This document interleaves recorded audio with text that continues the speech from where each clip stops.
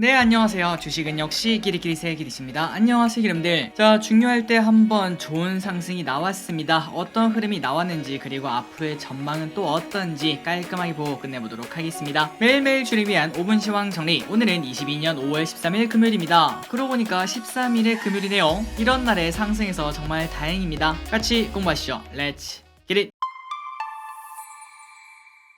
오늘 코스피 2.1% 상승 그리고 코스닥은 2.3% 상승으로 둘 다 유의미한 상승 해내는 걸 우리가 볼 수 있습니다. 그리고 지금 현재 환율이 매우 높은 상황인데 외국인이 코스피는 600원 매수 그리고 코스닥은 무려 1700억이나 매수라면서 오늘의 상승을 조금 만들었다고 볼 수 있고, 그리고 조금 뒤에 확인할 수 있다시피 오늘 외국인 선물 매수가 무려 1조 원 넘게 들어왔습니다. 물론 아직까지는 뭔가 판단하기는 조금 이르겠지만 긍정적인 신호로 조금은 해석을 해볼 수 있을 것 같습니다. 그래서 오늘 코스피는 2604 다시 2600을 회복하는 걸 볼 수 있고, 그러나 아직까지 하락이 끝난 건 아니겠죠. 조금 더 지켜봐야 될 것 같습니다. 다음으로 코스피 차트를 보도록 하겠습니다. 중요할 때 한번 상승이 살짝 나온 걸 확인할 수 있습니다. 물론 이걸로는 아직 부족합니다. 다음 주 내내 최소한 다음 주 5일 중에 3, 4일은 상승을 해야 어느 정도 마음이 놓일 것 같은데, 일단 오늘 저녁 미국 잘 마무리가 되었으면 좋겠네요. 그리고 다음으로 한번 최근 몇 번 동안 증시가 급락한 다음에 어떤 신호가 나오면은 반등이 나왔는지 그거를 체크를 해봤습니다. 일단 코시국 때 한번 보시면은 주가가 쭉쭉쭉 떨어지다가 갑자기 양봉이 딱 나오면서 V자로 올라가는 걸 확인할 수 있죠. 그런데 솔직히 말해서 그 외쪽으로 갑자기 바닥권에서 거래량이 올라간다거나 혹은 특별한 차트가 만들어진다거나 그런 것들은 확인할 수가 없었습니다. 그런데 한 가지 확인할 수 있는 거는 이상하게도 올라갈 때는 그냥 뒤도 안 보고 쭉 올라가는 그런 흐름을 나타내더라고요. 그런데 지금 이거는 코시국 때 조금은 특별한 경우라고 볼 수 있으니까, 그 전에 2018년 말 그때도 코스피가 쭉 떨어지던 여기 보시면은 이평선이 모두 우하향을 하는 걸 확인할 수 있죠. 이때를 확인해보니까 아까 코시국은 그냥 한번 바닥 찍고 쭉 올라갔는데, 그러나 2018년에는 쌍바닥을 찍고 올라가는 걸 볼 수 있습니다. 그리고 여기서도 갑자기 거래량이 터진다든지 아니면은 유의미한 특별한 차트가 나온다든지 그런 것들은 찾을 수가 없었고, 그런데 여기도 마찬가지로 다시 올라갈 때는 그냥 뒤도 안 보고 쭉쭉쭉 올라가는 걸 우리가 체크할 수 있었습니다. 그래서 저기에서는 이걸 보고 한 가지를 느꼈습니다. 어제 우리가 명언을 봤던 그거죠. 지금 이렇게 장이 안 좋아서 손절을 고민할 수 있고 손절을 칠 수도 있겠지만, 그런데 중요한 거는 지금 나가면은 다시 들어오기가 매우 어렵습니다. 우리가 지금 과거의 자료를 봤을 때는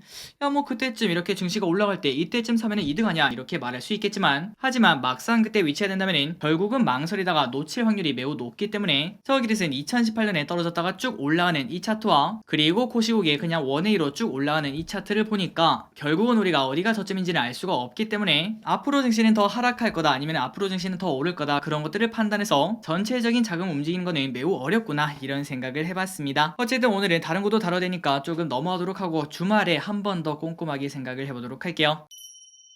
그리고 매동을 보도록 하겠습니다. 오늘 매동 나쁘지 않았습니다. 개인만 9천억 매도 오랜만이네요. 그리고 외국인 600억 매수, 기관 8,500억 매수, 연기금 1200억 매수합니다. 어제 연기금이 옵션 만기를 갑자기 1000억을 매도했으니까 그 1000억 다시 돌아오는 걸 확인할 수 있죠. 그리고 오늘 연기금 순매상이라 보도록 하겠습니다. 삼성전자 353억원, LG엔솔, 현대차, SK하이닉스, 네이버를 매수합니다. 다음으로 시가총액 상연분은 대부분 상승했고 바이오와 그리고 기아는 보합권으로 마무리된 걸 볼 수 있습니다. 그리고 코스피 선물은 외국인의 1조 원의 매수가 들어왔습니다. 그런데 아직까지 많이 부족하다고 볼 수 있겠죠. 아직까지는 제가 알기로 외국인의 선물 매도 포션이 조금 더 많기 때문에 추가적인 매수가 빠르게 들어와야 마음을 놓을 수 있을 것 같습니다. 다음 주에 기대를 해보도록 할게요. 오늘의 증시 포인트를 보도록 하겠습니다. 어제 저녁에 미국에서 PPI가 발표가 되었는데 그 PPI도 높게 나왔죠. 그렇기 때문에 인플레 공포는 아직까지 존재를 하고 있습니다. 그래서 오늘 증시도 조금은 어둡겠지라고 생각을 했는데, 정말 다행히도 일단 기술적 반등인지 아니면은 이제 완벽한 반등인지 그건 알 수가 없겠지만 어느 정도 반등이 나온 걸 볼 수 있고, 그리고 바이든 방한 이 관련 소식이 조금 증시를 끌어올린 거 아니겠는가 이런 생각 해볼 수 있습니다. 그리고 플러스 방금 말씀드렸다시피 PPI가 높게 나왔습니다. 그 말은 인플레가 아직까지 잡히지 않았다는 건데요. 그런데 그 와중에 신용물 금리가 떨어지고 있는 걸 볼 수 있기 때문에 이제 시장에서는 어느 정도 인플레가 피크아웃 하는 거 아닌가, 여기에 베팅한다고 생각을 해볼 수 있겠네요. 물론 이거는 그냥 긍정적으로 봤을 때 시각이라는 거 참고하시면 될 것 같습니다. 다음으로 환율은 1285원으로 소폭 하락합니다. 이런 와중에 외국인의 매수가 들어왔다는 거 조금 의미가 있다고 볼 수 있겠죠. 그리고 아시아 증시는 전체적으로 상승했습니다. 니케이 2.6% 상승, 상해 0.8% 상승, 항생 2.3% 상승, 그리고 미국 선물은 1.2% 상승하고 있습니다. 오늘 저녁에 폭등 하나 나왔으면 좋겠네요. 다음으로 공포지수가 최하까지 가는 걸 볼 수 있습니다. 6까지 내려간 걸 확인할 수 있는데 이 정도면 최소한 단기 단기적인 반등은 기대를 해볼 수 있겠죠. 그리고 다음으로 명언 한 번 더 보도록 할게요. 피터 린치의 말입니다. 대다수의 사람들이 주식을 거들떠보지 않을 때가 비로소 주식을 사야 될 때고, 반대로 주식을 최고의 화제로 올리는 순간이 주식을 팔아야 될 때라고 말을 한다고 합니다. 다시 말해 다수의 사람들이 움직이는 방향으로 가서는 성공할 수 없다는 거겠죠. 그렇다면 이제 몇몇 기름분들이 이렇게 말씀하실 수 있겠죠. 한이길이 그러면 이제 주식 다 사라는 거야? 지금이 완전 바닥이야? 그런데 그거는 저길이 전혀 알 수가 없습니다. 당장 내일 어떤 사건 사고가 터질지, 코인 시장에서 지금 현재 난리인데 저런 사건이 터질지 저 길이는 절대 알 수가 없기 때문이죠. 그러나 역사적으로 봤을 때는 사람들이 전부 다 열광할 때는 그때는 고점 근처고, 그리고 사람들이 전부 다 비관에 빠졌을 때는 그때가 바로 매수 근처였다고 합니다. 그러니까 당장 저점일지 아닐지 모르겠지만 시간이 지나고 나면은 그거는 분명히 기회였다는 소리겠죠. 자, 최근 들어 기름들이 유튜브를 보다 보면은 부정적인 이야기가 정말 많은 걸 확인할 수 있을 겁니다. 경기 침체부터 시작해서 그 다음에 코인 이야기, 그리고 지금은 아직까지 떨어지려면 더 많이 남았다, 이런 얘기를 또 정말 많은 걸 확인할 수 있을 텐데요. 그리고 당장 아래 댓글만 봐도 지금은 이제 분위기가 매우 안 좋다는 거, 최근 들어 증시가 더 떨어진다 이렇게 말씀하시는 분들도 많은 걸 확인할 수 있습니다. 그러니까 지금 당장은 당연히 모르겠죠. 하지만 멀리 보면은 지금이 분명 기회일 거라는 거, 이 부분은 우리가 당연히 확신할 수 있겠네요. 자, 말이 좀 길었습니다. 여기서부터는 조금 빠르게 보고 끝내보도록 하겠습니다. 오늘의 쇼핑, 개인, 고퍼스, 셀트리온, 삼성전자고, 넷마블, 에코프로비엠, 셀트리온 헬스케어, WTI 원유 선물 인버스, 삼성바이오직스, LG생건, 인버스, 원유 선물 인버스. 오늘 개인분들은 완전 인버스 고버스에 때려붙는 걸 확인할 수 있고요. 그리고 외국인은 두산 에너빌리티, 강원랜드, 우리금융지주, SK이노베이션, 기아,